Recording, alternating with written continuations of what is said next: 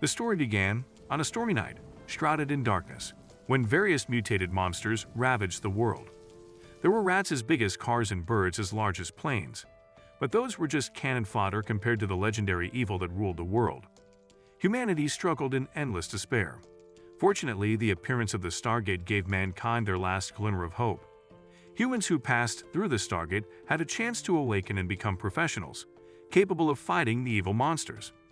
Some years later, Bajan, the useless protagonist, was kicked across the room by his adopted brother Bean. Bajan shouted at Bean, asking why he would betray his parents after they sacrificed their lives for him and adopted him as their son. Bajan didn't think Bean would steal his family's property after his parents had gone missing. Bean knew the family had lived in the villa for generations, but reminded him it was actually owned by the professional guilds. Four Eyes chimed in, telling Bajan that since he was 18 and hadn't awakened, he had no right to live in the professionals' community. He revealed that since Bean was both a professional and the adopted son, he had inherited the right to the villa. Bajan told them they were working together, as there were others like him still living in the professional community.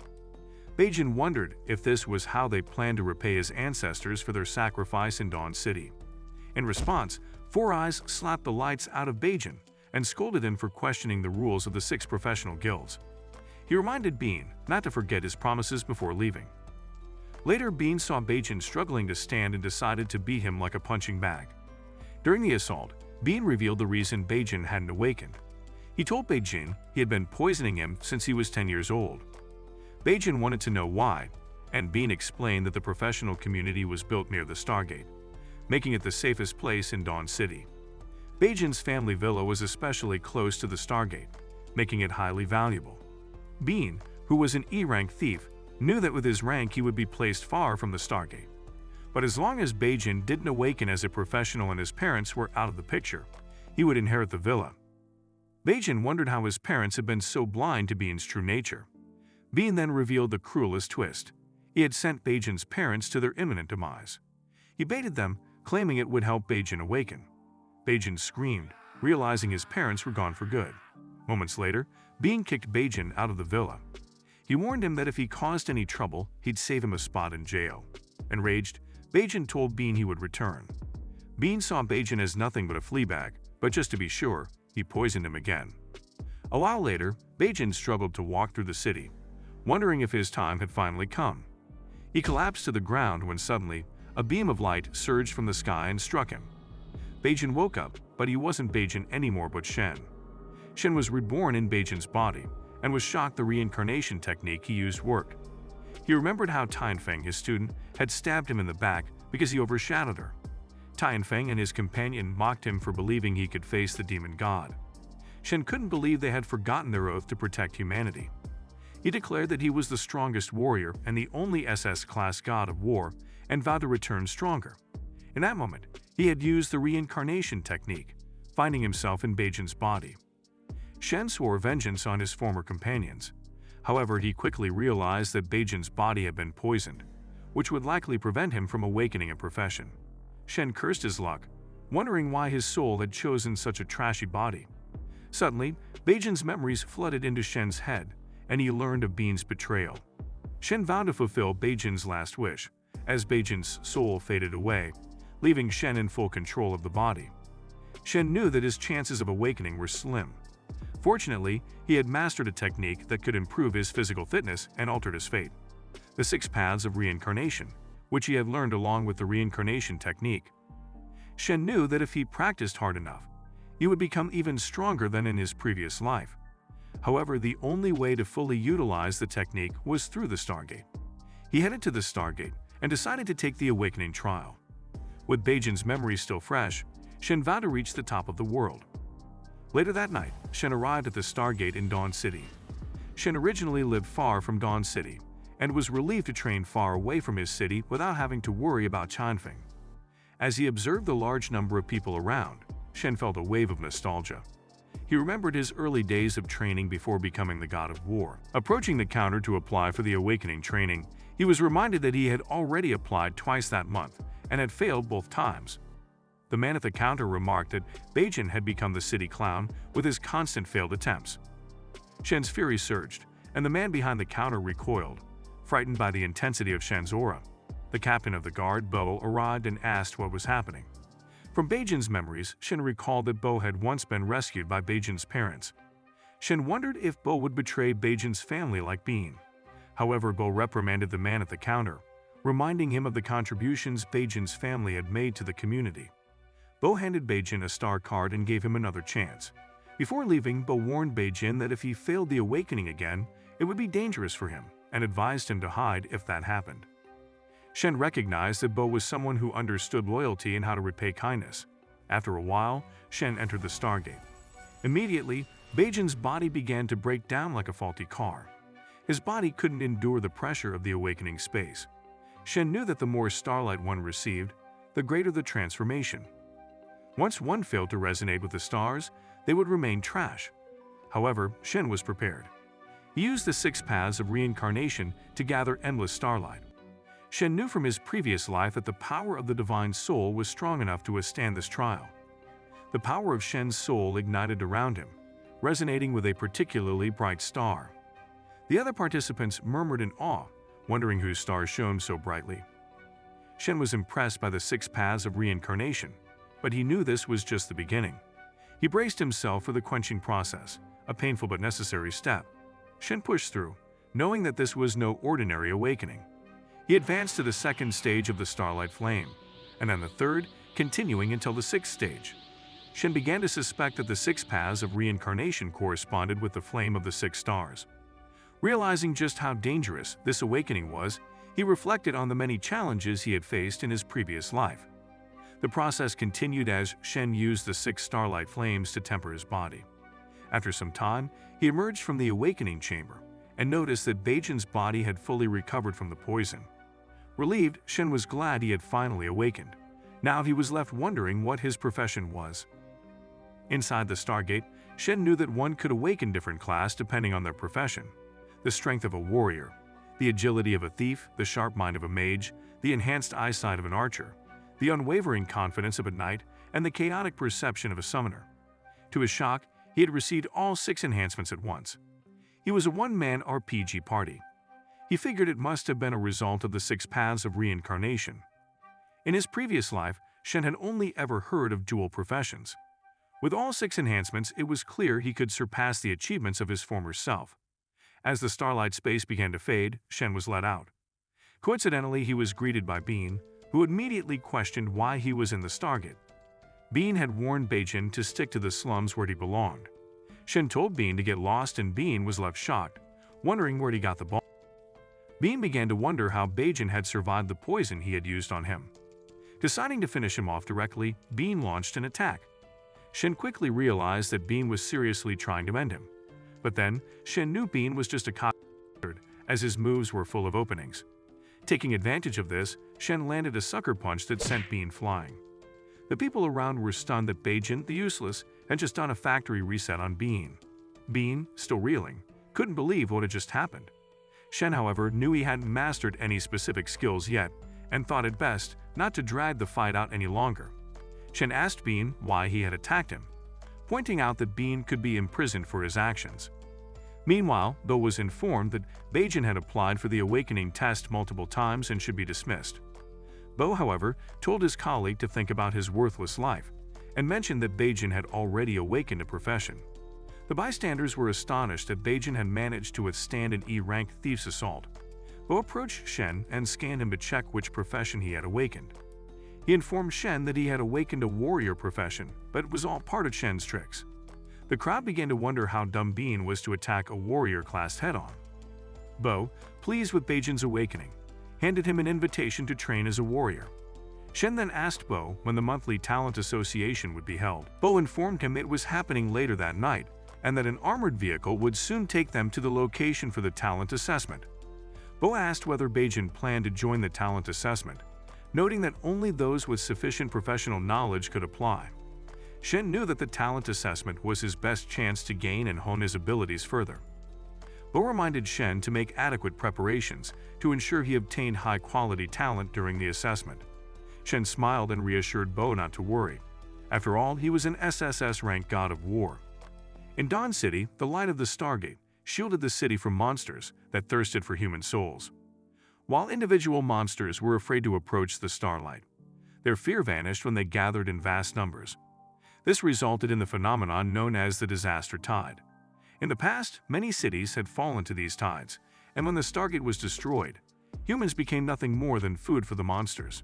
As a result, whenever a disaster tide occurred, countless professionals stood in defense, sacrificing their lives to protect humanity. Each fallen professional became part of the light of the Stargate. Their tombstones condensed the starlight, distorting space and forming a region called the Land of Starlight Gifts. This was where each awakened professional took part in their assessment, honoring the glory of their ancestors and condensing their accompanying talents. Meanwhile, Shen sat in a truck heading to the talent assessment, feeling relieved that his mage class allowed him to read books fast like he was on crack. He had discovered that Dawn City was mainly surrounded by unallowed monsters, leading him to believe the assessment would focus on combating them. Though tests varied by city, Shen was certain the rules remained consistent. Coming from an ordinary family, Shen had acquired a gold rank accompanying talent through plot. There were 6 ranks of accompanying talents: inferior, black iron, bronze, silver, gold, and epic. Most awakened professionals received the inferior rank, while only 1 in 10 achieved the black iron rank. Shen, however, had his sights set on the epic rank, which only 1 in a million awakened professionals could attain. After some time, they arrived at the Land of Starlight Gifts. Several awakened professionals identified Beijing and were surprised he had managed to awaken at all. They joked that even a pig could have succeeded after so many attempts. They mocked him further for reading a book, assuming his brain was as slow as his progress. Shen, on the other hand, was disappointed they didn't realize the test wasn't about brute strength, but about wisdom, will, and courage. At that moment, Lin, a renowned talent who had awakened at the age of 11, captured everyone's attention. The other awakeners were shocked she was just now taking the test after so many years. Shen noticed her and, while impressed by her condensed soul, didn't think much of her otherwise. Soon, they arrived at the Gravikeeper of the Land of Starlight Gifts, where Gon from the Archer Guild and Jia from the Warrior Guild discussed Lin's participation. Jia was optimistic the test would yield great results, though Gon reminded him that the outcome was based on chance. Nevertheless, Jia was confident they could at least attain a black iron rank. The Awakeners were then instructed to pay homage before entering the Land of Starlight Gifts. They were warned of the dangers ahead and reminded that the region only existed for a single day. With the assessment officially begun, Shen was still engrossed in his book, which drew puzzled glances from the other participants. Some wondered if he had come just to throw his life away. Suddenly, Fat Pig tried to intimidate him. However, one cold glare from Shen was enough to send the pig to his mom. The Fat Pig began his assessment, only to be quickly overrun by a swarm of F-rank spider monsters. He failed miserably and received the inferior accompanying talent.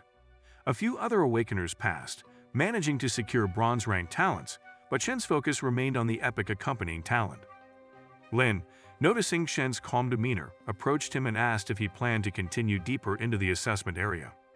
She warned him that the further in one went, the higher the risk, but also the higher the potential for better accompanying talents. Shen thanked her for the warning and casually advised her not to rely on the doll she had with her during the assessment.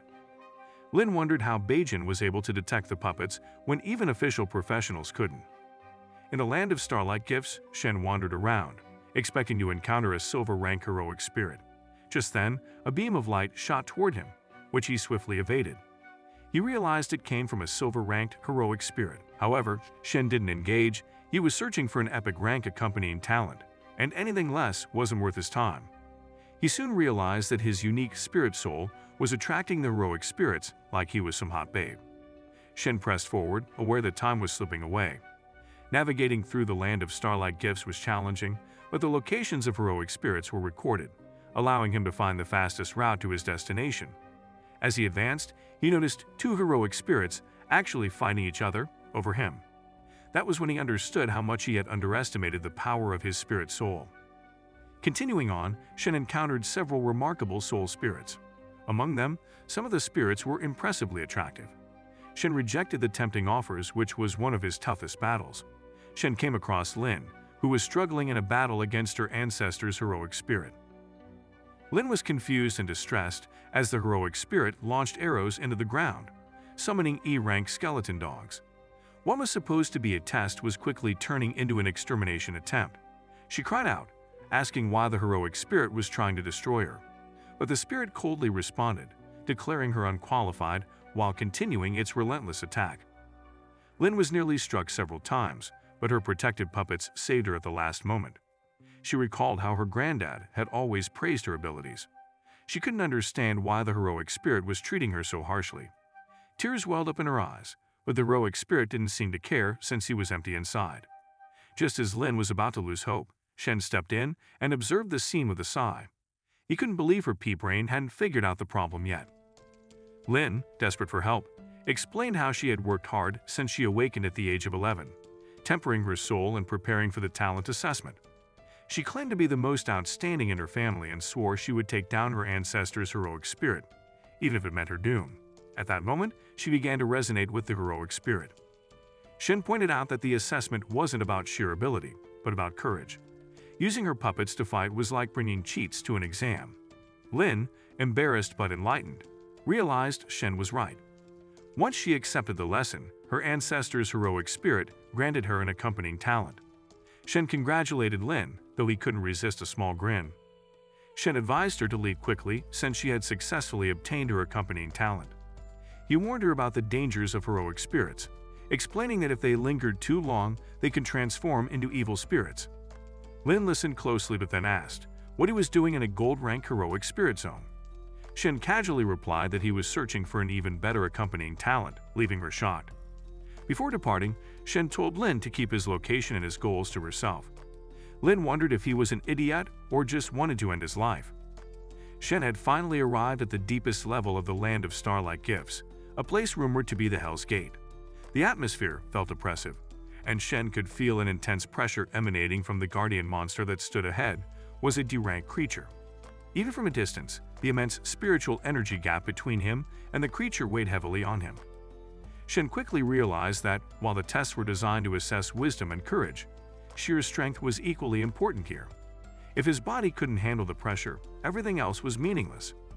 Deciding he needed more power, Shen resolved to cultivate his spiritual energy before moving forward. He activated the Infinite Kegong, an epic rank technique from his previous life that allowed him to absorb spiritual energy at a rapid rate. Shen was pleased to discover that his absorption speed was even faster than in his past life. The dense spiritual energy of the Land of Starlight Gifts made a day's cultivation equivalent to a year's training outside. He absorbed to his limit, reaching the peak of an apprentice professional's strength.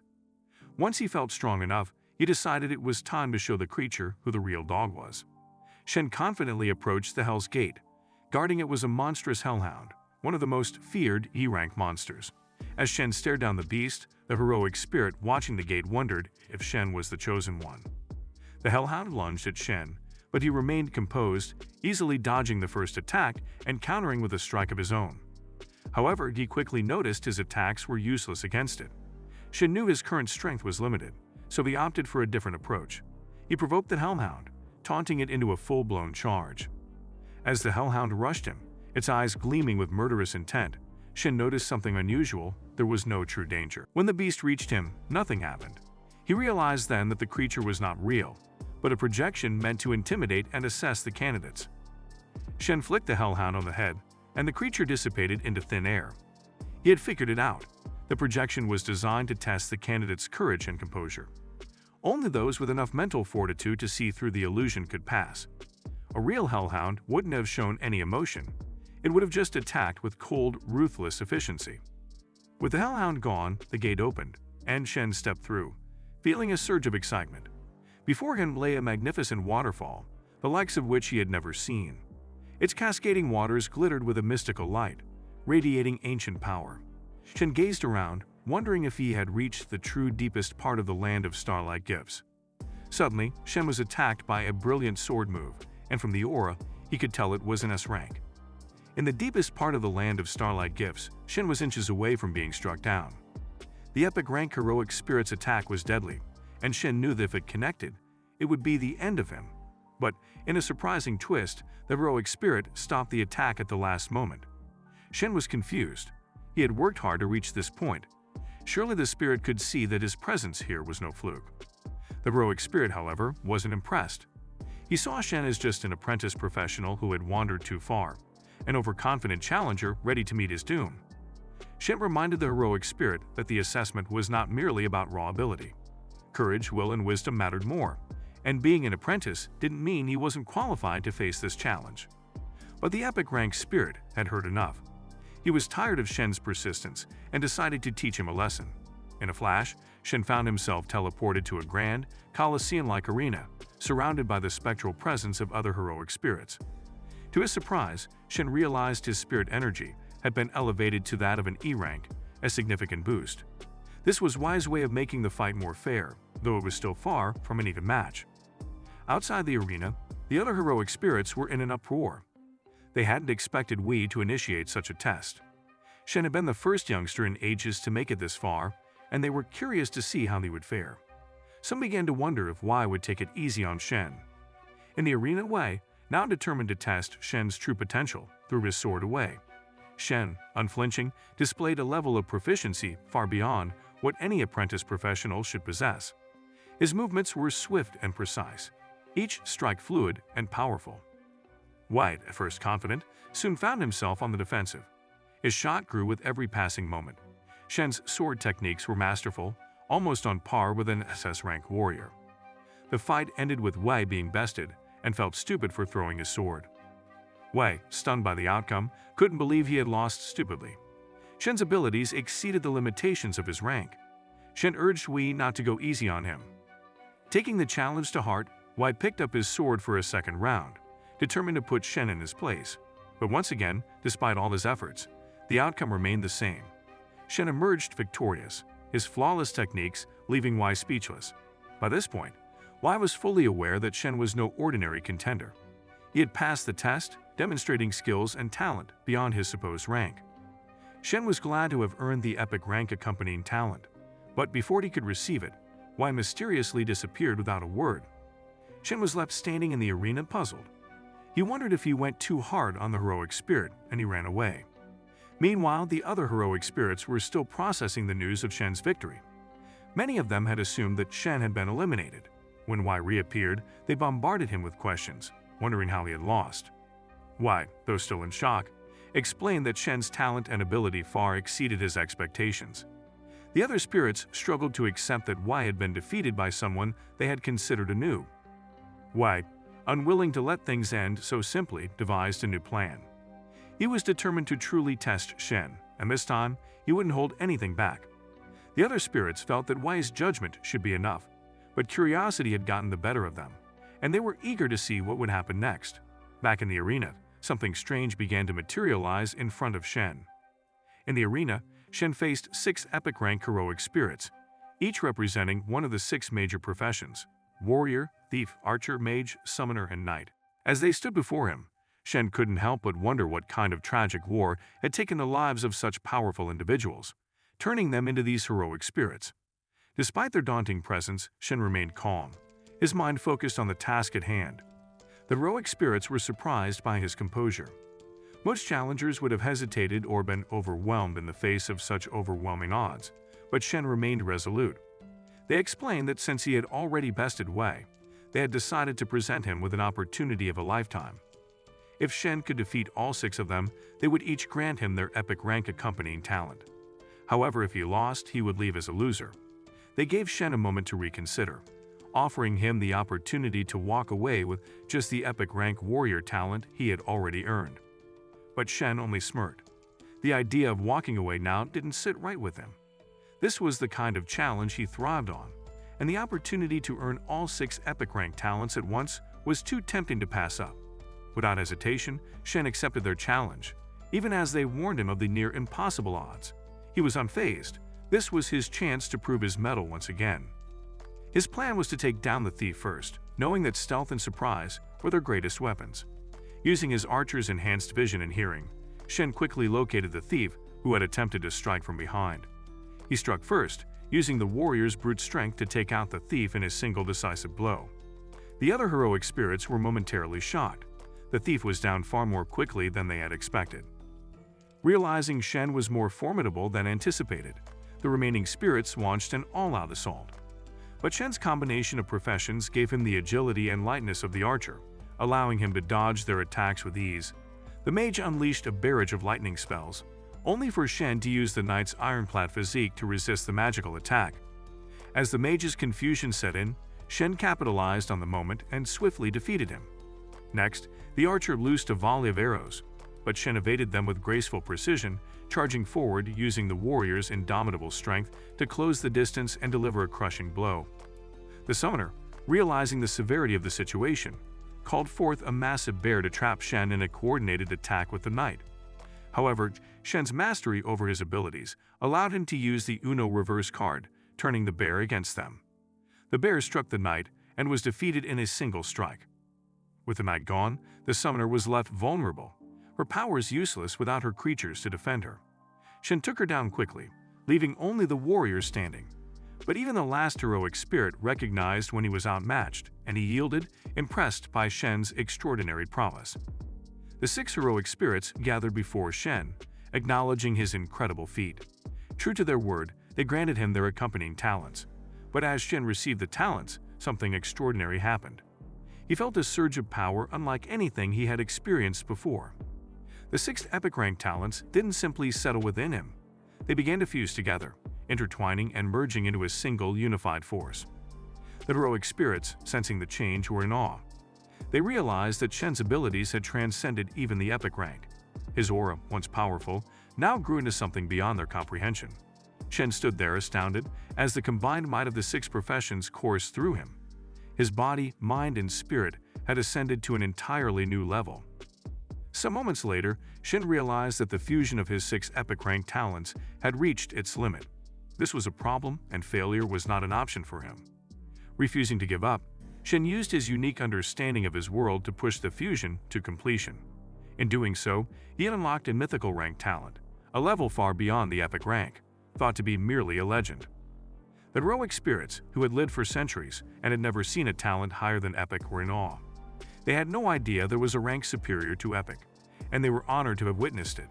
Shen, now bearing the mythical rank, unlocked powerful new skills from this level of talent. His abilities had grown exponentially, and he felt the weight of his new potential settle on him. Before he left the land of starlight gifts, the heroic spirits tasked Shen with serving and protecting the people of Dawn City. Shen accepted the task, knowing it aligned with his greater goals.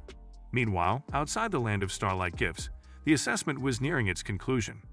Lin had emerged with a gold rank talent, which garnered praise from Gong, who was eager to recruit her into his archers guild. Lin, blushing at the attention, felt proud but couldn't stop thinking of Beijing like he owed her money. Gong teased Jia for not securing a gold rank talent, causing the two to bicker as usual. As the conclusion of the assessment was being announced, Lin interrupted, pointing out that Beijing had not yet returned. Just as murmurs of mockery began to rise among the other candidates, Beijing finally stepped out. The crowd immediately claimed he had been hiding like a wuss and soiling his pants when he encountered a heroic spirit. But Shen, playing his cards close to his chest, decided to reveal only a gold rank talent. It was enough to earn respect, but kept his mythical rank a secret. The crowd was stunned. They had ridiculed him, thinking he was a loser, but now they stood in awe of his achievement. Even Lin, who had expected him to come out with something greater, was surprised. Beijing told her to keep quiet, and she began to blush because mysterious men turned her on. Jia, still trying to save face, claimed that Beijing had been cultivated by the Warriors Guild, but everyone knew it was a lie. Gong was amused by the situation and happy that they had 2 gold-rank talents in one assessment, an extremely rare feat. Meanwhile, word spread across Dawn City about the 2 gold-rank talents. When Bean heard that Beijing was one of them, his face turned red with anger. He couldn't believe it. The useless Beijing had somehow achieved the impossible. Bean's head was about to pop with rage. Later that night in Dawn City's Warrior Guild, the name Beijing was on everyone's lips. His sudden rise in reputation, thanks to his gold-rank talent, had gained him attention, especially from the ladies. Shen realized that he had underestimated the allure and power that came with a gold-rank talent. The paperwork was complete, and Beijing was now officially part of the Warrior Guild, where he was warmly welcomed.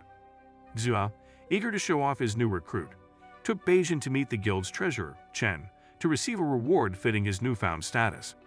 Chen presented Jia with the strange fist blade, a highly coveted warrior skill that was considered one of the strongest in the profession. Along with this, Beijing was given 10 primary star stones. Jia, reminiscing about his own experience, mentioned that he had only ever been given 1 star stone.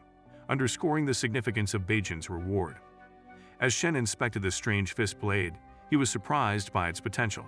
Chen, pleased with Beijin's progress, asked if he was ready to start practicing with the strange fist blade.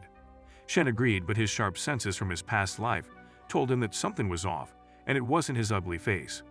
It had been tampered with, likely by Chen himself. Shen knew that if a normal professional had used the modified version, it could have devastating effects, but thanks to his previous life's knowledge, he was able to spot the corruption. Elsewhere in the warrior guild, Chen met privately with Bean, who had been plotting Beijin's downfall. Chen reassured Bean that he had altered the strange fist blade, and that once Beijin began training with it, the side effects would slowly damage him. This would pave the way for Bean to challenge Beijin publicly and get rid of him. Bean, who was eager to take over the Bai family's legacy, was pleased with the plan and promised Chen a reward once he succeeded. Unbeknownst to them, Shen had already realized the trick. Using his past life's expertise, he deduced Chen's modifications. He also started piecing together the mystery behind his parents' disappearance, suspecting that Bean and others, like community manager Song, were involved. Shen looked forward to the chance to confront them and was confident in his ability to rewrite the strange fistblade technique. As he began his training, Shen discovered that the strange fistblade technique was incredibly painful to master. The strain on his body was immense, but with the use of the 10 star stones, he accelerated his progress. The excruciating pain would have been unbearable for any ordinary professional, but Shen's past life experience and willpower allowed him to push through and eventually master the skill.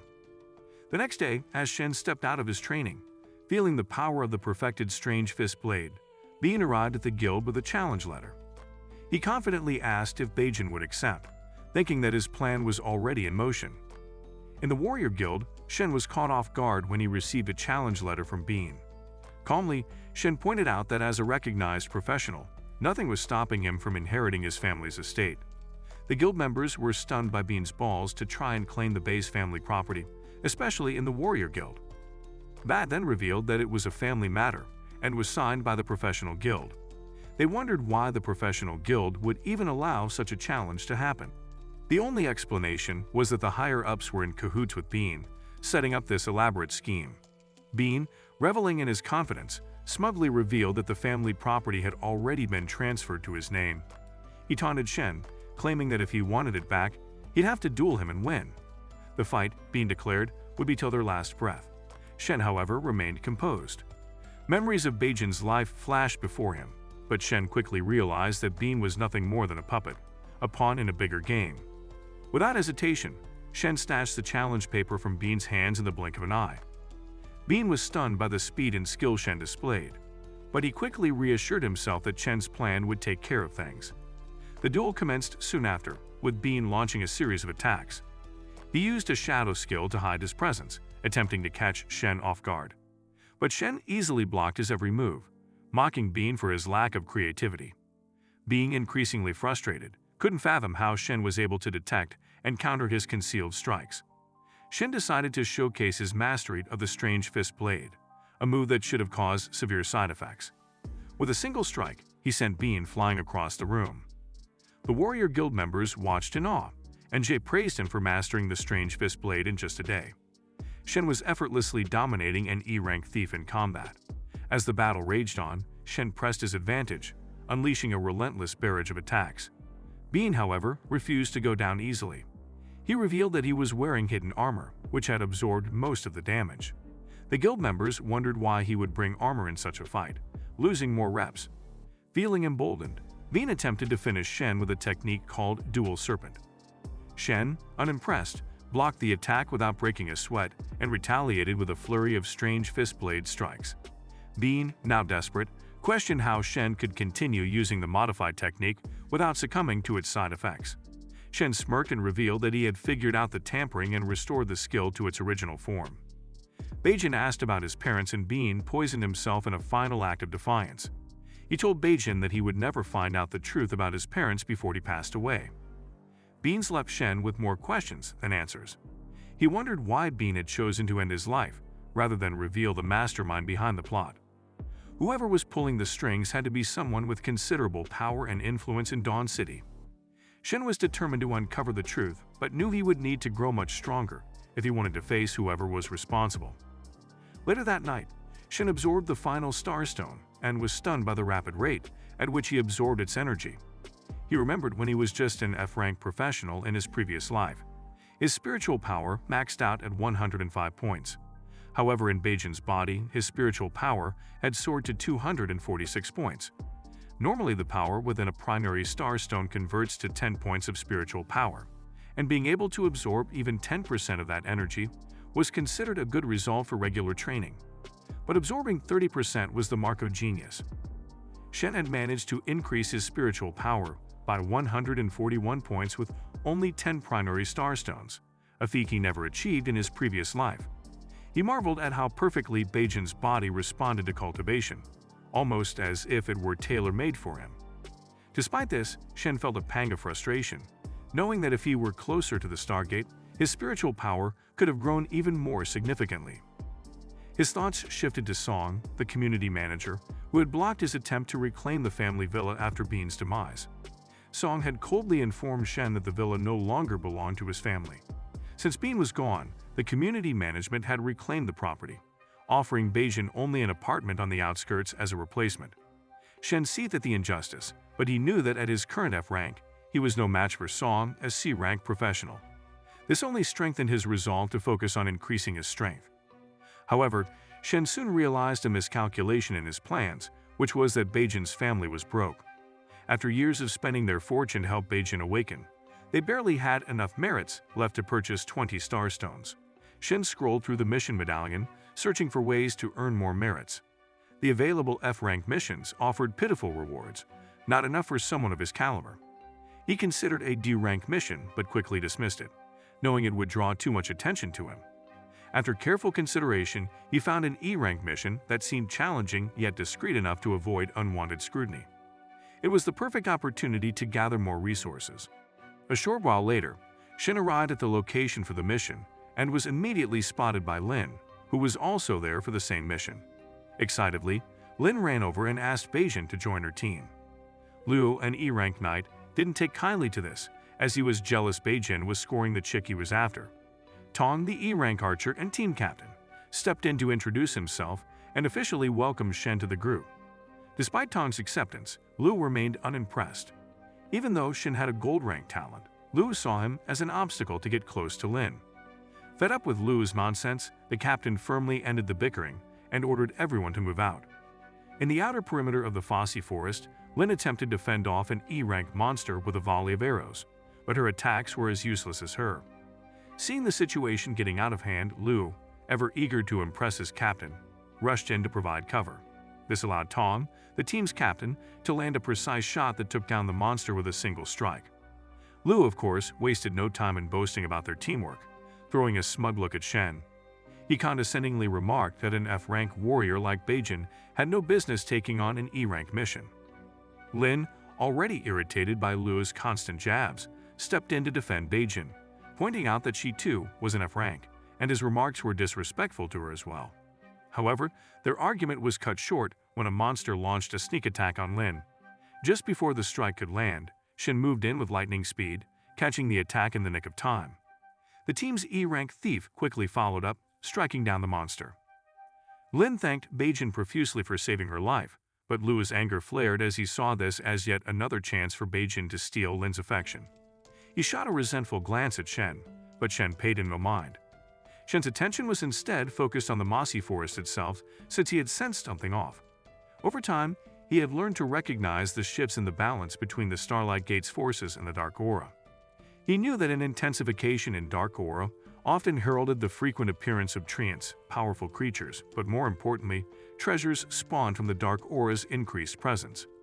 The captain declared that the team had completed their mission, and it was time to return to camp.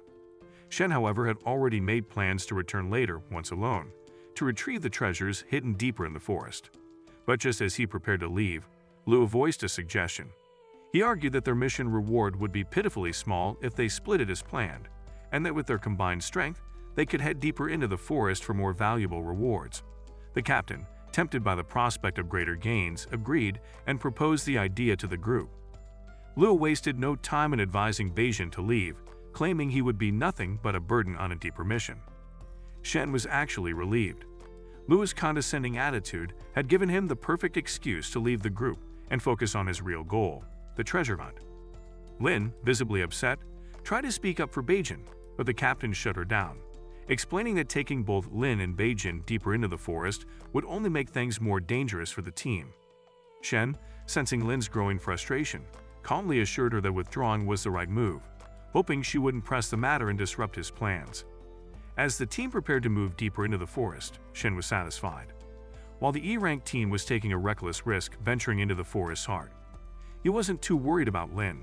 After all, he knew 2 of the team members were actually D-rank professionals, placed there to protect her from any danger. Shen was finally left alone, and that was exactly what he wanted. Free from distractions, he could now carry out his treasure hunt in peace. In the depths of the mossy forest, Shen summoned a small wisp of flame, attaching it to his blade. With a single swift strike, he felled the E-rank treant in front of him. The ability to manipulate fire wasn't a professional skill he had officially learned, but it was effective nonetheless, though it consumed more spiritual power than he anticipated. He understood then that while he had power, he needed to diversify his abilities by learning skills from other professions. This would make his journey smoother, especially with his mythical rank talent. As he explored deeper into the forest, Shen encountered impure dark starstones. These stones, created by the intensification of dark aura, held only a fraction of the starlight energy found in regular starstones. Most professionals avoided them because of the dark energy they contained, fearing falling into the dark side. Shen, however, had no such concerns. With his limitless spiritual absorption technique, he could safely repel the dark energy and extract the valuable starlight within. Dark starstones were scattered everywhere, and Shen realized he had stumbled upon a goldmine of resources. Energized by the discovery, he decided to press on and begin his battles with the treants. In no time, Shen had slain a considerable number of treants, absorbing their strength and growing stronger with each fight. But as E-rank monsters kept coming at him, he soon found himself overwhelmed. Only the combination of his all-encompassing physique, the mage's perception, and thief's agility kept him alive. They'd allowed him to evade the roots and branches of the treants' relentless attacks. Despite the danger, Shen felt a growing sense of excitement. The fact that he could handle E-rank monsters, something unthinkable when he was still in F rank, only fueled his drive. At the rate he was improving, he knew he would soon be as powerful as an E-rank professional. Suddenly, Shen noticed something disturbing. The treants he had defeated were being absorbed back into the forest by the surrounding trees. It was a clear sign of the forest mutation, and it quickly became apparent that the situation was far worse than he had anticipated. The forest itself seemed to have come alive, and Shen could sense a brewing disaster within its core.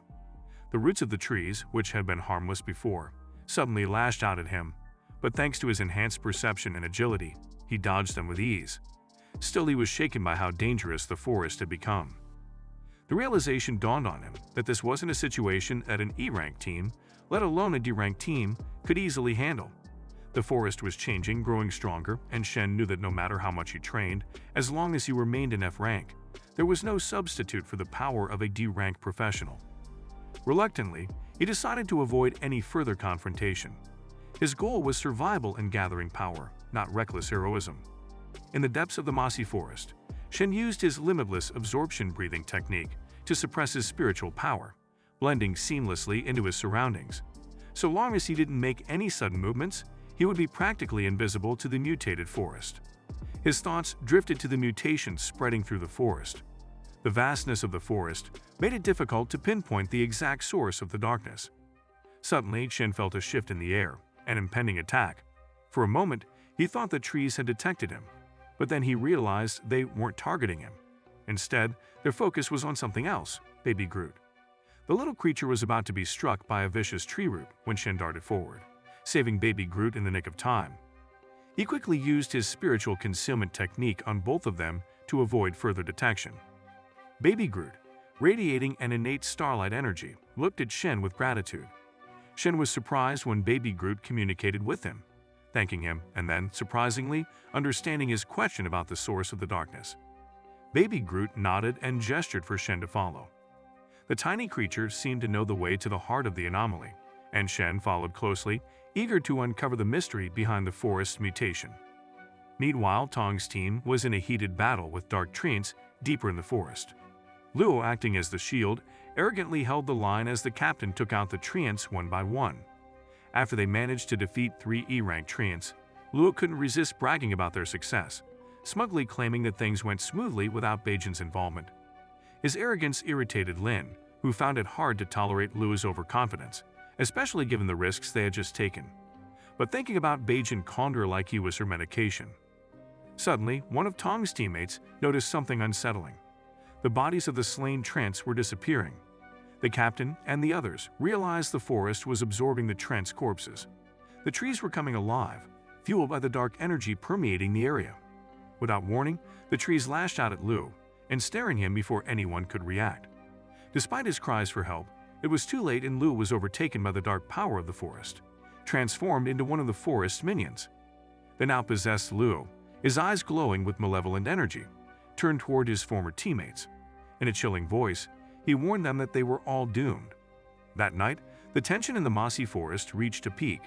Tong, the team captain, was perplexed, wondering how an ordinary dark treant possessed enough power to corrode a professional of the same rank.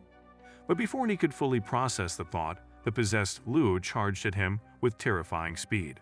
Tong reacted quickly, shooting an arrow, but his attacks were easily deflected. In an instant, Luo was upon him. Tong braced himself for the worst, as he knew it was over. But at the last moment, his D-rank teammates intervened, saving him from certain doom. They quickly revealed that they had been sent by Lin's family to protect her in secret.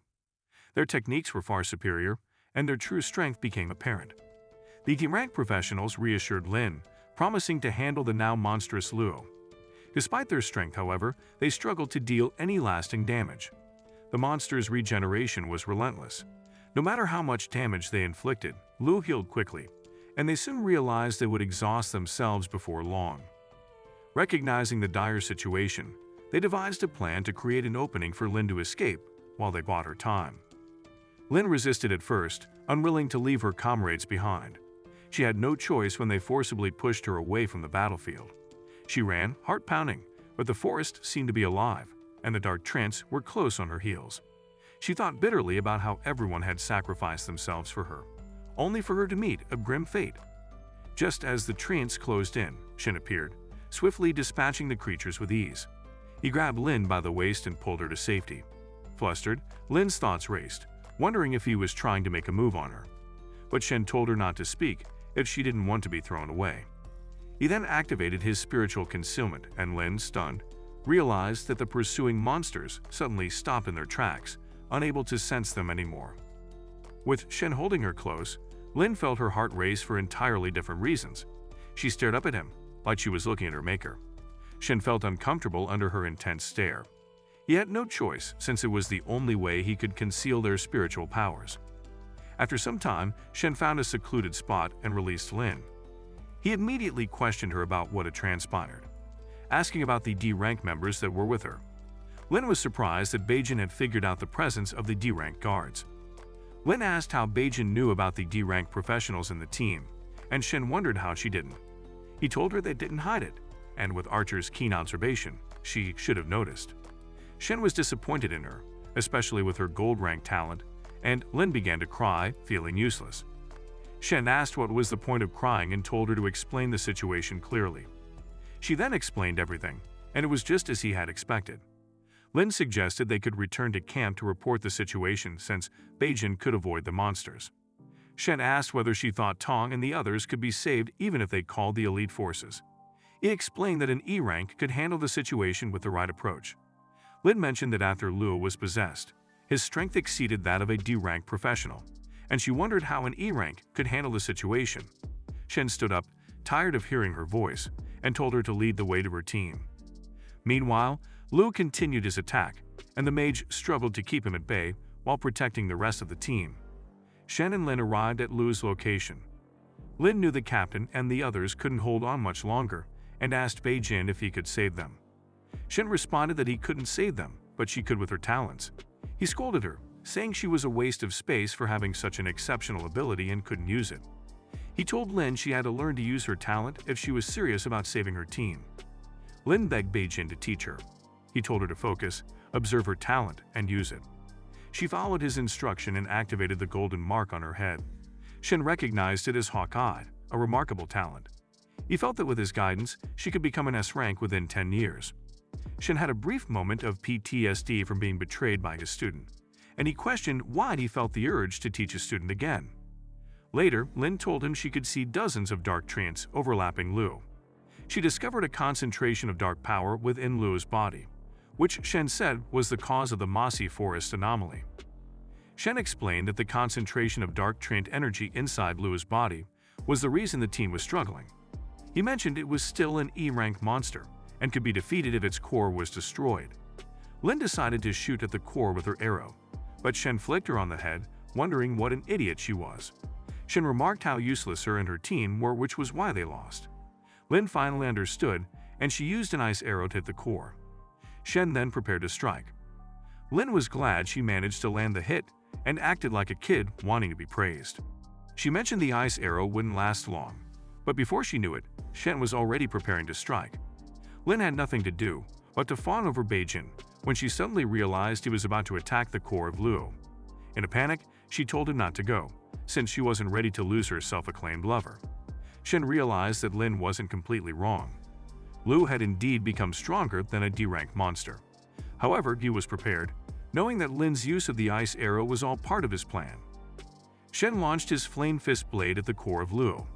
The collision of fire and ice created a massive destructive force, breaking through the dark treant's defenses. Lin was shocked that Shen could break through so easily. Shen seized the opportunity and, with another strike of his flame fist blade, shattered the core. The treant that had possessed Lu left his body. Lu woke up confused, wondering where he was. But when he saw Beijing's ugly face, he couldn't resist insulting him. Shen calmly responded that Lu, as a knight, should have been able to resist the evil forces, but because his mind was clouded by a chick, he got exploited instead. Lu, still in a daze, accused Beijing of setting everything up and trying to attack him. But Shen one-shotted him in a rather humiliating way. Shen then took the intermediate Dark Star Stone from Lu and used it to boost his spiritual powers. Though the cage of black branches subsided, Shen had a nagging feeling the job wasn't done yet. A little later, Lin rushed over to check on Tong, relieved that he and the others were okay. She thanked Beijing for his help, but Shen wasn't interested in her gratitude. He wanted something more. Lin started wondering if Shen had fallen for her. Shen wondered what was going on in her pea-sized brain. He asked her if she remembered what he had told her during the talent assessment. She recalled him telling her to keep the event a secret. Shen was relieved that she remembered. Lin was disappointed she got the wrong idea. Before heading out, Shen told Lin to stay behind. When she asked where he was going, Shen told her he was heading to the deepest part of the Mossy forest. He was going to deal with the root of the anomaly, and Lin was shocked. In the Mossy forest, Shen ventured deeper and noticed that the black trees, which had attacked earlier, had withered away. He deduced that the possessed Lu had drained much of the anomaly's power, and now he was trying to locate its source. Baby Groot then pointed him in the right direction, guiding Shen further into the forest until they reached a mountain. A strong scent of decay and malevolence filled the air, but it was laced with strange fluctuations. Groot led Shen toward a particular tree. As they went forward, Shen caressed Groot and asked if this was where he came from. Shen found it puzzling that the source of such malevolent energy could give birth to something as pure as a tree spirit like Groot. Along the way, Shen noticed he hadn't encountered any monsters, which made him suspicious. He wondered if they had reached the source. Eventually, Shen arrived in a town with architecture unlike anything from human settlements. He wondered if this could be the source of the abnormality, but curiously, he couldn't sense any corruption there.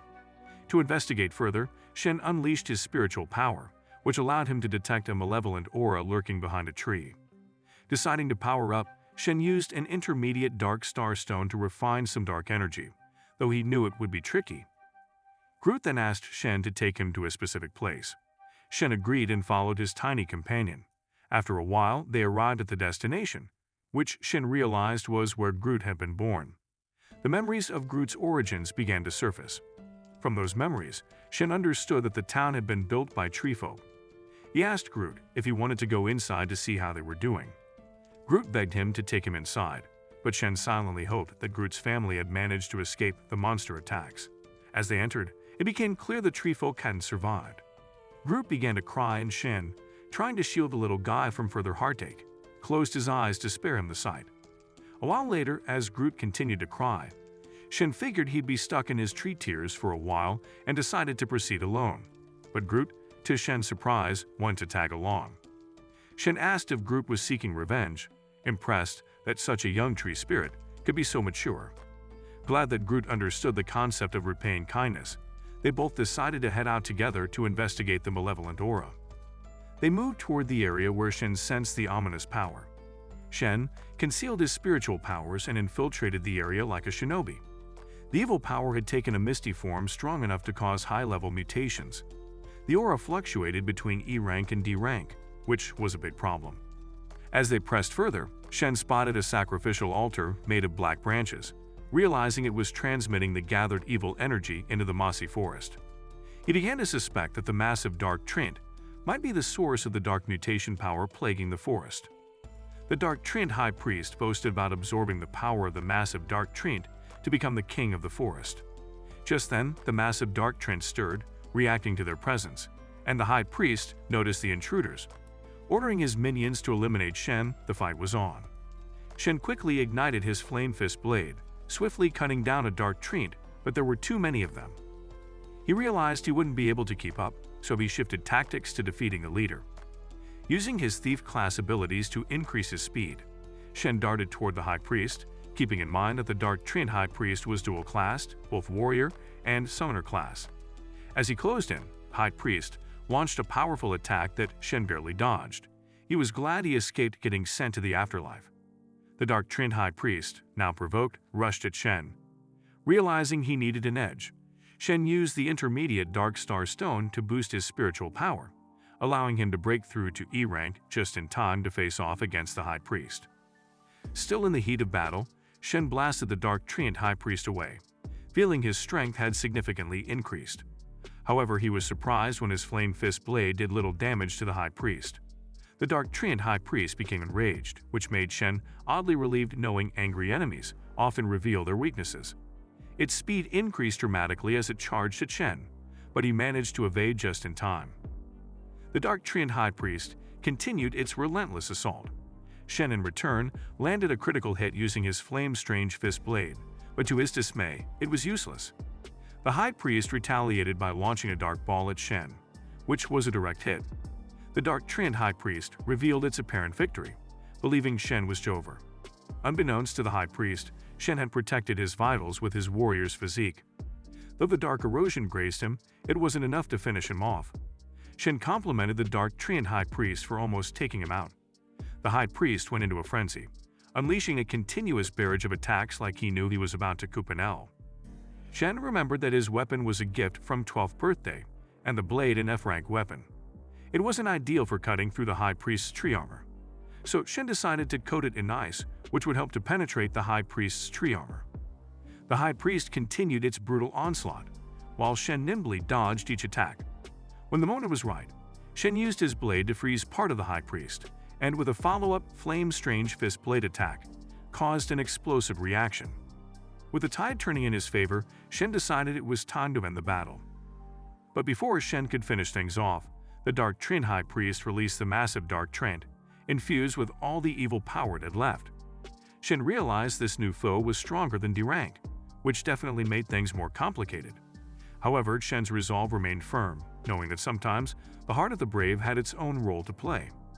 In the mossy forest, Lin made contact with her medallion, calling for backup. She told them to hurry, but suddenly the connection was cut off. Lin could feel an ominous presence coming from deep within the forest in the direction Shen had gone. She hoped he was okay, but knew that with Shen, it was always hard to tell. Meanwhile, at the source of the anomaly, the massive treant had absorbed all the dark energy around it. Shen assessed the situation. Though the treant was still technically D-grade, the forest aura made it nearly invincible. He realized he had to end the battle in one decisive blow. Otherwise, if it became a prolonged fight, he would be toast. Shen tapped into his mythical talent, the Heart of the Brave, boosting his determination and strength tenfold like a Super Saiyan. A while later, the treant monster was ready to strike, and the dark treant high priest was practically giddy with excitement. But something strange happened. The massive treant attacked the high priest instead. The high priest, now utterly confused, wondered why he was the target, which wasn't part of the script. The massive dark treant then defeated the high priest. The massive treant continued its relentless assault on any dark treant it could find, leaving Shen to wonder what in the world was going on. Soon enough, it turned its attention to Shen, and he braced himself for the inevitable fight. Just then, Groot climbed onto Shen's head and told the massive monster to stop. Miraculously, the treant obeyed. It controlled the black branches and ended itself, releasing pure treant energy. As the memories of the massive treant flooded out, Shen learned that the dark treant high priest had attacked the treefolk town, forcing them to either serve him or perish. Many resisted and were slaughtered, but the treefolk helped Groot escape. Groot, heartbroken, began to cry, but the spirit of one of the fallen treefolk consoled him. It entrusted Shen with Groot's care. Shen, showing his respect, promised to fulfill the treefolk's request. A few moments later, Shen and Groot entered the altar. Groot, still emotional from his loss, couldn't stop crying tears of sap. Later, Shen pieced together the mystery of the forest, though some events still caught him off guard. After checking the defeated Dark Treant High Priest, Shen found a ton of loot. With all these treasures in hand, Shen realized he couldn't carry everything back to camp. Conveniently, he stumbled upon a grass skirt that doubled as a pocket space. He stored the loot, feeling his ascension to D rank drawing near. However, Shen wasn't thrilled about the grass skirt's appearance and thought it needed more style, which he lacked. He asked Groot if his ancestors were properly canonized, and Groot hopped on his shoulder like an eager sidekick. Shen told Groot to stick with him so he could provide some sound guidance. Meanwhile, Lin got a call about a mysterious D-class transformation in the Mossy forest and was advised to be cautious. She worried that something might have happened to Beijing, who seems to be the only thing in her mind. Suddenly, Shen appeared in a flash, and Lin was relieved to see him safe. She mentioned the rescue team's concerns about the transformation deep in the forest and asked if he faced any danger. Shen brushed it off and asked if the rescue team was on their way, then reminded her of the promise she made earlier. To Lin's confusion, Shen laid flat on the ground like he was wounded, clearly planning to deceive the rescue team. Moments later, the team arrived. Gong was relieved to see Lin safe and instructed her to return to the camp with the rescue team while they went to investigate further. Lin, still worried, followed them back to the camp. At the camp, Shen excused himself, but Lin tried to stop him. He told her to make sure the mission rewards were delivered to him before he left. Just then, Lin got another call asking if she had encountered any other professionals in the forest. She replied that she hadn't, and was informed that someone had already solved the source of the mysterious transformation. It was something they assumed would require a team of D-rank or C-rank professionals. Lin was puzzled, wondering if it could have been Beijing's doing, but quickly realized it was unlikely since he had just awakened. In the community of professionals, Shen reflected on how lucky he was to have access to abilities from multiple classes. He knew he had to fast-track the development of his remaining 5 classes, though obtaining those skills would be tricky. Groot's stomach growled, and Shen wondered what trees actually eat. Just then, he spotted Song across the street. Still holding a grudge over losing his family villa to Song, Shen thought he'd let him savor the moment before exacting his revenge. In Dawn City, Shen headed to the black market looking to buy some new skills. Groot, who looked like he was about to kick the bucket, reminded Shen that trees don't exactly chow down on human food. To find something Groot could eat, Shen made his way to the Zhongbao Pavilion. As he entered, he noticed a huge line inside. Deciding to save himself some time, he checked a store with fewer people. He wondered what type of appraiser he'd meet this time. As Shen approached, people around him murmured about the shop's unusual reputation. Apparently, those who entered were often beaten up. Intrigued, Beijing saw the strange rule and decided to go anyway. Inside, he was surprised to find a C-rank professional acting as a custodian for an appraisal shop. The guard asked if Shen knew the store's rules and went on to explain. Beijing learned that if he could break the spiritual energy formation created by the shop's master, his items would be appraised for free. If not, he'd have to endure 3 pounding from the guard. The energy formation looked oddly familiar to Shen, but then the guard, sensing his hesitation, told him that he could leave but only if he rolled out, literally. Shen chuckled at the store owner's special deals, sarcastically noting that they wanted to show off without offering much in return. The guard wasn't amused and grabbed Shen, daring him to keep bad-mouthing the master if he wanted his life to end. Unfazed, Shen revealed that the spiritual formation was rare, and noticed that the person who created it had issues with their internal energy flow. He also commented that the reward for breaking it wasn't exactly worth the effort. The guard, clearly ticked off, rushed at Shen. But before things could get too violent, the shop's master stepped in, stopping the guard. She asked Shen if he could really break the formation and offered her gratitude if he did. Shen wasn't impressed by her offer since gratitude doesn't pay the bills, so he turned to leave. But the guard blocked his way, his earlier arrogance replaced by fear when Shen's aura shifted dramatically. The guard, now terrified, begged Shen to help his master. Shen wasn't swayed by apologies, so the guard decided to roll out as a sign of his seriousness. The people outside were shocked to see the guard rolling.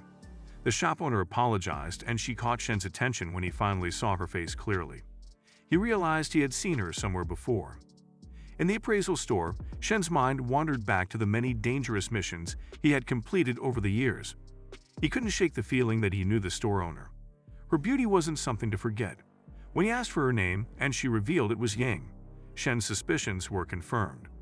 She was the aunt of a comrade he had once journeyed with. Shen offered to help her, but on one condition. She had to examine the items and contents of the paper he gave her. Ying agreed, but her guard remained skeptical, convinced that Shen might have been sent by her family to assassinate her.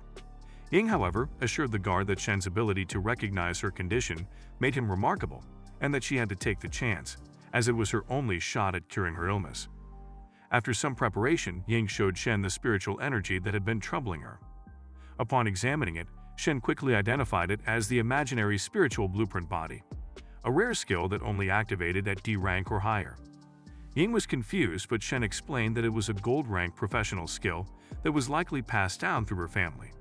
He told her that one of her ancestors must have had the golden skill. Ying confirmed that her great-grandmother was a powerful witch, though she had succumbed to injuries long ago. Realizing that Ying had unknowingly inherited the skill, Shen decided to teach her spiritual control as a means to manage the illness. He warned her that this was a rare opportunity, and if she wanted to cure herself, she would need to take the training seriously. As they progressed through the training, Shen noticed that Ying's comprehension of the technique was poor. During the session, something unusual happened. Spiritual energy emerged from the spiritual chart on Ying's chest, and Shen wasted no time to absorb the energy. He took out a medium dark star stone and refined it quickly, attaching her leaking spiritual energy to himself in the process. This accelerated his absorption rate, pushing him closer to ascending to D rank. However, as Shen continued refining the dark energy, he realized that his body had reached its limit. The rapid absorption was putting a catastrophic burden on him. He stopped, realizing that if he didn't slow down, he could risk destroying himself. He looked at Ying, contemplating his next move. Perhaps there was no other way but to continue, but he needed to be cautious since both their lives depended on it. Late into the night, Shen was dealing with some stress from the intense training session with Ying. However, through sheer determination, he successfully transmitted the spiritual chart onto himself. He told Yang that she had passed the training. She was now able to channel the power into an enchanting array, which harmonized and imprinted on her being. The approach had prevented a dangerous outcome, and Shen reflected on how this experience had taught him a valuable lesson, that failing to fully adapt to his current identity could result in fatal mistakes during battles. Ying, realizing the spiritual chart was gone, leaped onto Shen, expressing her immense gratitude. Soon after, Chuda, the guard who had been skeptical of Shen earlier, came in to apologize for underestimating him and thanked him for healing his master. Shen accepted the apology but reminded Chuda that he was still waiting for his compensation. He was handed the items he had requested, including a newly appraised bronze-rank dagger. While Shen was pleased with the dagger, he couldn't help but feel a pang of sadness as he remembered the legendary grade divine tool he once wielded. He stored the items in his grass skirt, but to his surprise, everyone around stared at him in shock, likely because of how absurdly large his loot appeared in contrast to the unassuming grass skirt. As Shen left Ying's shop, those outside wondered who Beijing was, someone who had earned such special treatment from the famously tough-to-please Yang. Shen strolled through the city, satisfied with his harvest. But Shen soon remembered his initial mission, finding food for baby Groot. When he checked his grass skirt, he discovered that Groot had drunk all the spiritual potion he had acquired earlier. Shen almost left the ghost, but quickly realized that Groot seemed to thrive on spiritual potions, a type of nourishment that was notoriously expensive. Though frustrated by the wastefulness, Shen couldn't help but have high expectations for Groot's future development after consuming so much potent energy. Needing more resources, Shen decided to seek out new missions at the Warrior Guild to earn rewards. Upon arriving, Zhe informed him about an upcoming exchange meeting between the Warrior Guild and the Talented Professional Guild. Shen wasn't interested at first, dismissing it as a gathering for noobs. However, when he learned that the meeting had a prize reward, his attitude changed. Zhe encouraged Shen to attend, emphasizing that it was a good opportunity to gain experience from the elite warriors. He also advised Shen to be cautious and not act recklessly. Meanwhile, Song and Shen were plotting against Beijing, spreading rumors to Wei, the brother of Luo, that Beijing had a hand in Luo's demise. They pointed out that Luo's body had a stab wound, implying it wasn't caused by a monster, and Wei vowed to take revenge on Beijing for ending his brother. At the martial arts arena, where the exchange meeting for professional geniuses was being held, Shen arrived to find a large crowd of young, talented warriors. All participants under the age of 20 were professionals with at least silver-level talent. Shen was impressed by the turnout, but soon enough he was spotted. Lin and Gong, who were also attending the event, noticed Shen and were surprised to see him there. Gong questioned why Shen would risk participating when he had just become a professional, suggesting that Shen wasn't afraid of getting beaten up. Things escalated quickly when a heavy-set E-rank knight named Bao Bei challenged Shen. With a smug expression, Bao Bei lunged at Shen, only to be smacked right in the face. Bao Bei's face was grotesquely disfigured by Beijing's punch, causing a wave of shock to ripple through the crowd. Though Bao Bei was clearly defeated, he was a sore loser, claiming Beijing had caught him off guard with a sneak attack. He roared, threatening to send Beijing's teeth flying in a fit of rage. Beijing simply smirked at Fatty's bluster, finding his threats amusing. Amid the commotion, Beijing's heightened senses detected two distinct sources of bloodlust, one coming from Song and the other from an unknown but far more intense individual. As Bao Bei tried to seize what he thought was an opening, it turned out to be exactly what Beijing wanted. Without hesitation, Beijing unleashed his strange flaying fist, striking Bao Bei's sword and sending him flying across the arena. The sheer force left Bao Bei writhing in pain, and Beijing was claimed the winner. The professionals in the audience were astounded. Using his bare fist to knock away a knight's sword was no small feat, and many began to murmur, calling Beijing a genius. Lin beamed with pride, feeling like a proud mom as the crowd praised Beijing. Gong, meanwhile, recognized Beijing's impressive combat talent. He reminded Lin that they had both awakened at the same time and urged Lin to work harder to keep up. But Lin, completely captivated by Beijing's performance, didn't mind falling behind, content as long as she could still see his back. In another corner of the arena, Wei had been watching closely. He recognized Beijing's abilities, confirming that this was the same man responsible for Luo's death. Fueled by vengeance, Wei couldn't wait to confront him in battle. As Beijing went on to defeat several more opponents with the same strange flame fist technique, jealousy among the crowd began to grow. Some scoffed, claiming they too could perform similarly if only they had Beijing's luck at acquiring a gold-rank talent.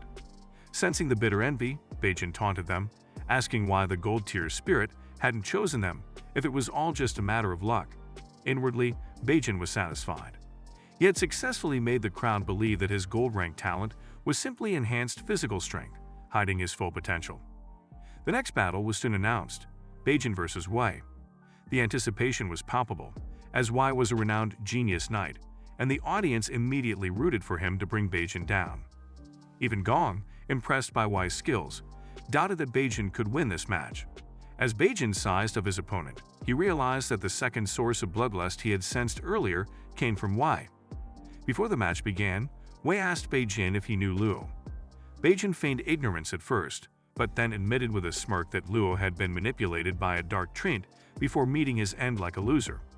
This revelation enraged Wei, who vowed not to let Beijing leave the arena alive. Wei's radiance was undeniable. His strength and skill radiated from him, and even the crowd, including Gong, murmured about how Wei was likely to become an E-rank knight soon. Lin, standing in the back, silently rooted for Beijing, while Song grinned, relishing the thought of finally seeing Beijing defeated. As the battle commenced, Wei wasted no time, launching a spear attack at Beijing with incredible precision. To the crowd's astonishment, Beijing didn't hesitate as he drew his sword and deflected the spear strikes, meeting Wei's attacks head-on. As the exchange meeting raged on, Beijing stood unwavering against Wei's spear strikes, deflecting them all with his sword. Gong, who had previously doubted Beijing, now watched in amazement, wondering if Beijing really was just a rookie. Lin was beyond impressed by Beijing's skill and composure and was getting turned on. Wei, on the other hand, was growing increasingly frustrated by Beijing's strength. He couldn't comprehend how Beijing had become so powerful so quickly, especially since Beijing had only recently awakened as a professional. Desperate for victory, Wei declared that he would defeat Beijing no matter the cost. In a reckless move, he pulled out a forbidden potion that instantly boosted his strength to D rank. Gong's heart sank, knowing the dangers of such potions feared for Beijing's life. Wei then launched a ferocious attack at Beijing. Rather than dodging, Beijing chose to face the attack head-on. Gong and Lin watched in horror while Song, brimming with excitement, anticipated Beijing's demise. Wei's spear struck with immense force, shattering Beijing's sword in the process. For a moment, it seemed Wei had finally claimed his revenge. A sinister grin spread across Wei's face, but that grin quickly faded when he realized the spear hadn't penetrated Beijing's body. Beijing had set up a spiritual chart that blocked Wei's attack. Beijing revealed that he had known about the forbidden potion the moment Wei went on stage. Wei tried to pull his hands free from the spear, but they were stuck, caught in Beijing's spiritual trap. Taking full advantage of the situation, Beijing activated the absorption spiritual technique, refining the spiritual energy Wei had unleashed from the forbidden potion. This not only neutralized Wei's enhanced power, but also allowed Beijing to break through to D rank himself. With his newfound strength, Beijing unleashed a barrage of powerful attacks, overwhelming Wei and finally sending him flying across the arena. The crowd was left in stunned silence. Song, who had been certain of Beijing's defeat, looked like a clown. Beijing turned to the referee, demanding that the match be called in his favor since Wei was incapacitated. The referee hesitated, accusing Beijing of going too far. But Beijing reminded him that Wei had cheated, and if not for Beijing's control, the match could have ended in disaster. The referee was shocked with Beijing's rapid rise in strength and his breakthrough to D rank. Wei, regaining consciousness, but soon realized the severity of the injuries Beijing had inflicted. Although typically ruthless, Beijing chose to spare Wei since he could be useful.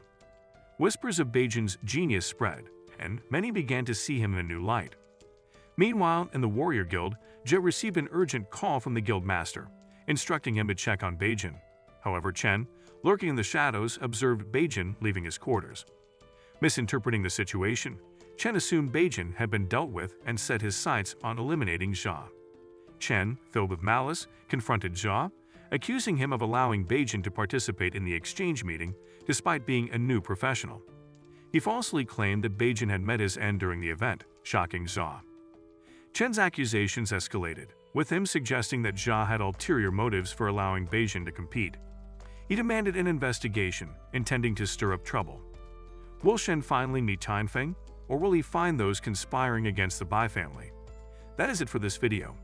Leave a thumbs up if you liked the video, and subscribe to the channel for similar content. And as always, thanks for watching.